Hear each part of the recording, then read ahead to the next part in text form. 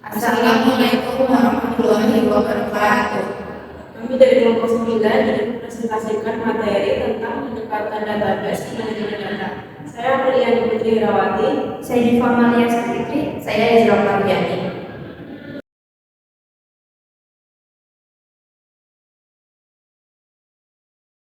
Definisi database. Database merupakan salah satu komponen penting dalam sistem informasi karena merupakan dasar dalam menyediakan informasi, menentukan kualitas informasi akurat, tepat pada waktunya dan relevan.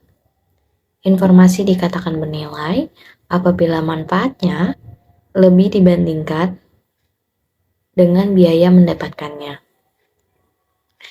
Database juga dapat diartikan sebagai kumpulan dari item data yang saling berhubungan satu dengan yang lainnya yang diorganisasikan berdasarkan sebuah skema atau struktur tertentu, tersimpan di hardware komputer dan dengan software untuk melakukan manipulasi untuk kegunaan tertentu. Dan manfaat dari database antara lain yaitu yang pertama dapat mengurangi duplikasi data atau data redundansi.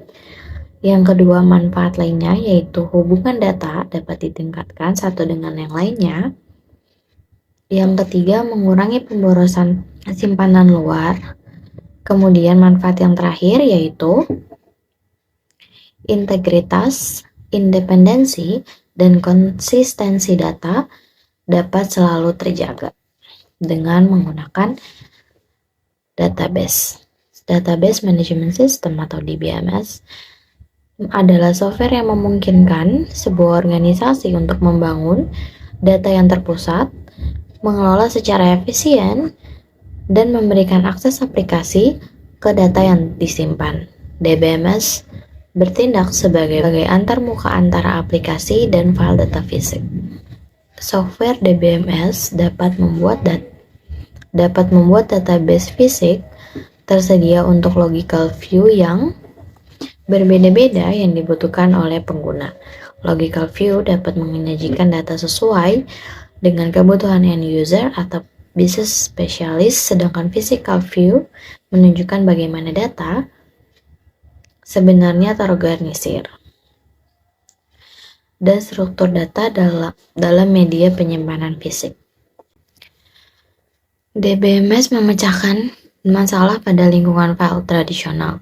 Yang pertama, DBMS dapat mengurangi redundansi dan inkonsistensi data dengan meminimalkan file terisolasi di mana data yang sama berulang. Yang kedua, DBMS mungkin tidak dapat menghilangkan seluruh redundansi data, akan tetapi dapat mengontrol redundansi. Kemudian yang ketiga, DBMS memungkinkan organisasi untuk mengelola, menggunakan, dan mengatur keamanan data secara terpusat. Kemudian yang keempat, DBMS memisahkan program dan data. Akses dan ketersediaan informasi akan meningkat, sedangkan pengembangan program dan biaya pemeliharaan akan berkurang. Kemudian yang terakhir, bahkan jika organisasi mempertahankan beberapa redundansi data, menggunakan DBMS dapat menghilangkan inkonsistensi data karena DBMS dapat membantu organisasi memastikan bahwa setiap data yang redundant akan memiliki nilai yang sama. Kemampuan DBMS yang pertama, data definition yang menentukan struktur database. Data dictionary adalah file yang secara otomatis atau manual menyimpan definisi elemen data dan karakteristik atribut masing-masing field. Kemudian yang ketiga, system relation database mencoba untuk memaksa aturan referential integrity untuk memastikan bahwa hubungan tetap konsisten. Kemudian yang keempat, structured query language atau SQL digunakan untuk menambah, mengubah, menghapus, dan mengambil data dalam database. Dari cara menyimpan datanya ada dua jenis database, yaitu yang pertama ada centralized, yaitu menyimpan semua file dalam satu lokasi fisik. Platform database utama terdiri dari file database yang terpusat pada komputer mainframe yang besar. Bisa dilihat dari gambar, pusat penyimpanannya itu hanya ada satu. Yang kedua ada distributed Data disimpan di lokasi fisik yang berbeda. Ini dapat disimpan di beberapa komputer yang terletak di lokasi fisik yang sama atau mungkin tersebar melalui jaringan komputer yang saling berhubungan. Distributed dibagi menjadi dua jenis. Yang pertama, replicated, yaitu menyimpan salinan lengkap atau replika dari seluruh database di beberapa lokasi. Pengaturan ini menyediakan cadangan jika terjadi masalah dengan database pusat. Ini juga meningkatkan waktu respon. Yang kedua, ada partition. Database dibagi-bagi sehingga setiap lokasi memiliki sebagian dari seluruh database. Database yang dipartisi tanpa perlu untuk mereplikasi semua perubahan di beberapa lokasi. Selanjutnya ada relational DBMS, yaitu merepresentasikan data sebagai tabel dua dimensi atau disebut dengan relation. Yang pertama, setiap tabel berisi entitas data dan atributnya. Yang kedua, Microsoft Access adalah relational DBMS untuk sistem Netscope. Yang ketiga, DBQ, Oracle Database, dan Microsoft SQL Server adalah relational DBMS untuk komputer besar dan komputer mid-range. Yang keempat, MySQL adalah DBMS open source yang populer, dan Oracle Database Lake adalah DBMS untuk perangkat komputasi genggam kecil. Selanjutnya ada contoh dari relational DBMS, yaitu database memiliki tabel terpisah untuk entitas supplier dan tabel untuk entitas part atau suku cadang. Setiap tabel dalam database relasional memiliki satu file yang ditunjuk sebagai primary key file yang bersifat unik, artinya tidak ada duplikasi. Supplier underscore number adalah primary key pada tabel supplier, dan part underscore number adalah primary key pada tabel part. Selanjutnya ada relational database tables. Database relasional mengatur data dalam bentuk tabel dua dimensi. Diilustrasikan di sini adalah tabel untuk entitas supplier dan part, yang menunjukkan bagaimana mereka mewakili setiap entitas dan atributnya. Supplier underscore number adalah kunci utama untuk tabel supplier dan kunci asing untuk tabel bagian. Selanjutnya ada studi kasus.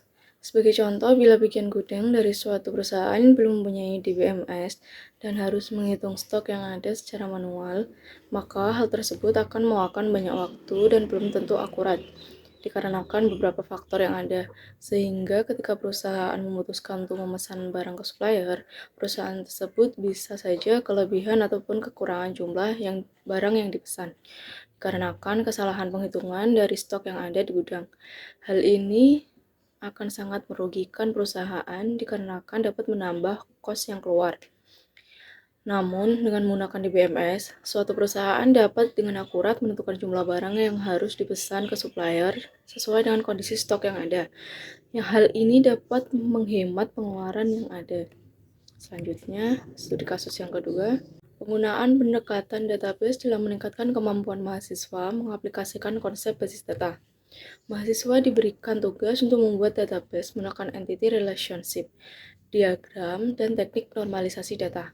Selain itu, pendekatan database juga memungkinkan pengolahan data yang cepat, kemampuan untuk menyimpan data dalam jumlah yang besar, dan kemudahan dalam mengupdate data. Pendekatan database sangat penting dalam manajemen data dan dapat meningkatkan mahasiswa dalam mengaplikasikan konsep basis data. Dalam peningkatan kualitas manajemen internal dan organisasi tidak hanya tergantung pada kualitas pengelola, tetapi juga perbaikan sistem pengelolaan serta pengembangan kemampuan mahasiswa dalam mengaplikasikan konsep basis data. Penguasaan konsep basis data ini sangat penting dalam rangka meningkatkan mutu atau kemampuan mahasiswa sehingga dapat bersaing di dunia kerja dalam jangka waktu panjang untuk melakukan perbaikan untuk mencapai visi misi jurusan.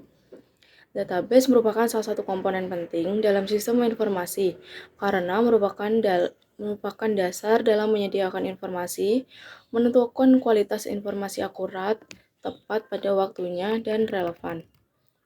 Keadaan selama ini, penguasaan database oleh mahasiswa belum optimal karena satu, masih terbatasnya pengetahuan staf pengajar yang menguasai database.